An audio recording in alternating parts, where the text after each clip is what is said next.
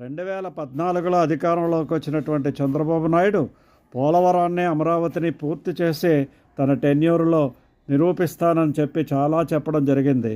కానీ తను ఏ విధంగా విఫలమయ్యాడో మనం అందరం చూసాం.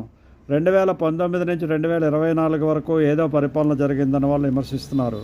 మరి 2024లో అధికారంలోకి వచ్చిన తర్వాత పోలవరానికి తర్వాత అమరావతికి ప్రోగ్రెస్ చూస్తున్నట్లయితే ఈ 5 సంవత్సరాల్లోనైనా పూర్తి చేస్తాడా అనేటటువంటి అనుమానం కలుగుతున్నది. ఇదే మనం అందరం కూడా ప్రశ్నించాల్సినటువంటిది. అతనికి కేంద్రంలో అనుకూలమైనటువంటి ప్రభుత్వం ఉంది. తర్వాత మోడీ గారు చేయలేదు, గొడవలు పెట్టుకొని మోడీ గారు గొడవలు పెట్టుకొని మోడీ గారు చేయలేదు, కేంద్రం తప్పించుకుందని నిందలు వేసే కంటే ఇప్పుడు చాలా అనుకూలమైనటువంటి మోడీ ప్రభుత్వం అక్కడ ఉంది కాబట్టి ఇతను ఏం చెప్తే అదే జరుగుతుంది. కాబట్టి తప్పనిసరిగా ఈ లోపటనే ఆఖరి నిమిషాల వరకు చూడకుండా ఈ ప్రాజెక్ట్స్ పూర్తి